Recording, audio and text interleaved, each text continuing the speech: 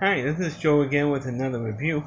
For the sake of this video, I'm going to be discussing the 1973 classic movie American Graffiti.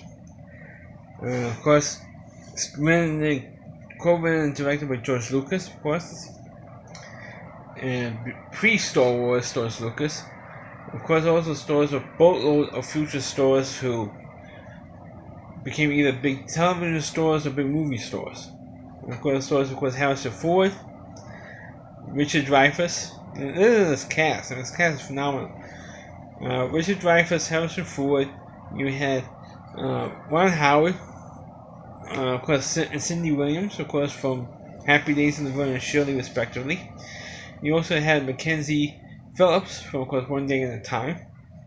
You also had a brief cameo by Suzanne Summers.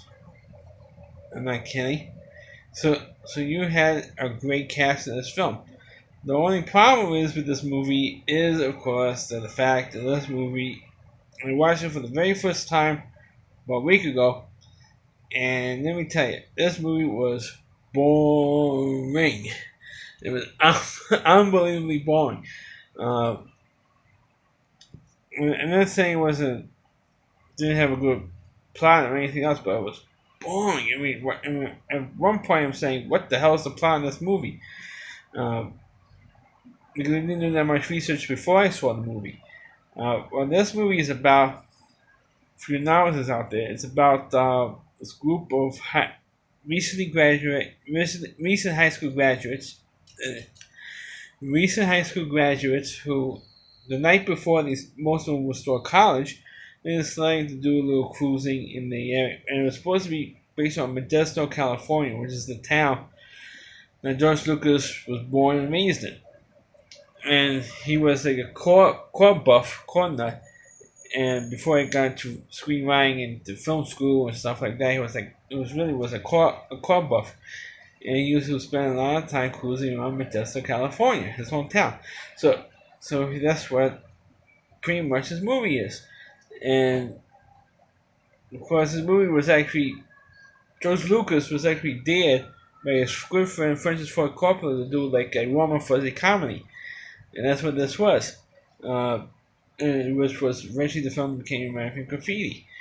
And it was like, well, I remember him making that comment on the Star Wars on the documentary Empire of Dreams, which is of course based on the Star Wars trilogy, on the behind the scenes story of it.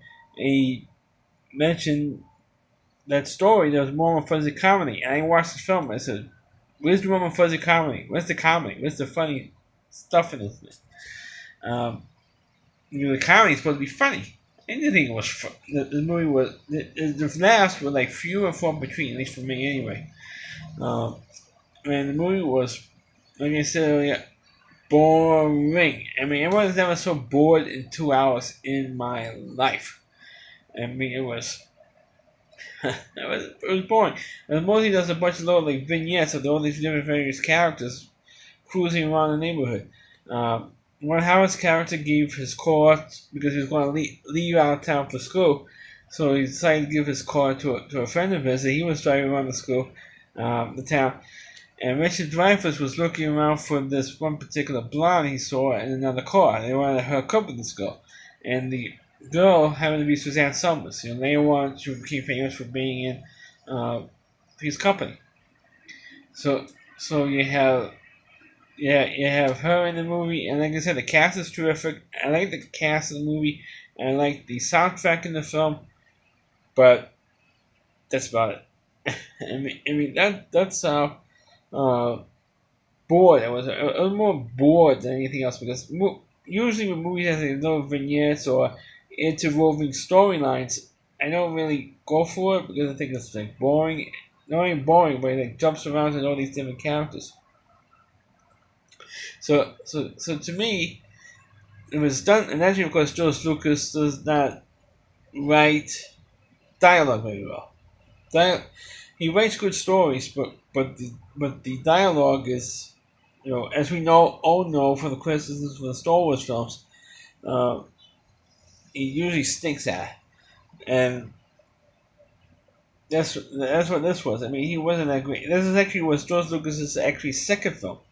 There was another film he did was a science fiction film called THX 1138, which I haven't seen. I can't remember if the movie was even aired anywhere, like, on cable or wherever. But American Graffiti, of course, became such a huge blockbuster hit in 1973. It was one of the top, if not the top money-making film for 1973. So, it's because of the hit American Graffiti, George Lucas was able to make Star Wars. But like I said a few times, I mean, this movie is like boring. The only thing you do like is that all these cast members became big stars. Because I don't know if Harrison Ford made any movies before American Graffiti. Of course,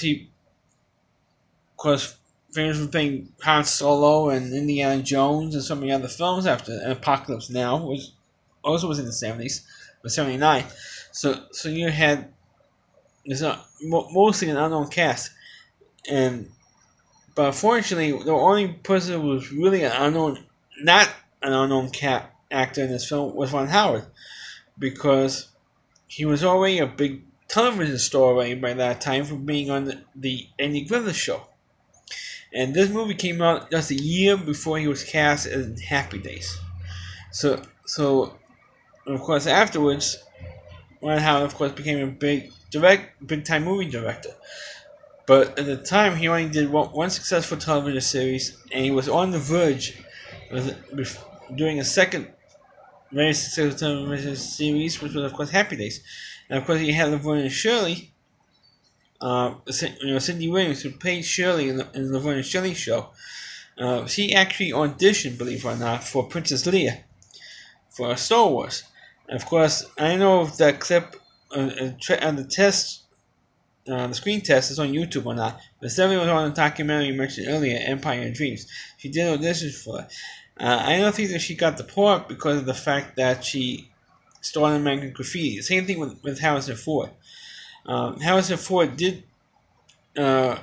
He screened the other actors. I mean, he was reading the dialogue to them, and of course, he eventually won over Lucas and some of the other producers. When you have Harrison, he's good at reading the other parts, and he didn't find any other actor who was good enough to play the Han Solo character. So they got him for Star Wars, and then eventually, of course, if you see my reviews for Indiana Jones, you'll see why. He got a part for Indiana Jones. And of course, Richard Dreyfuss was a young actor at that time as well. 2 years later, he got his part in Jaws.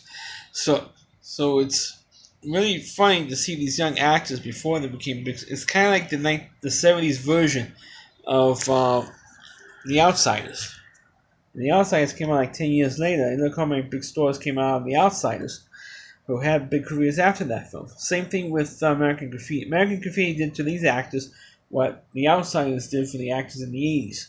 Like Rob Lowe, Miriam Estefez, Patrick Swayze, Ralph Macchio, C. Thomas Howell. I mean, all those actors who, Tom Cruise, of course, in that film, Diane Lane, all those actors who was in The Outsiders. So it's like every 10 years or so, or 10 or 15 years, you see these young actors in an ensemble piece, which American Graffiti is.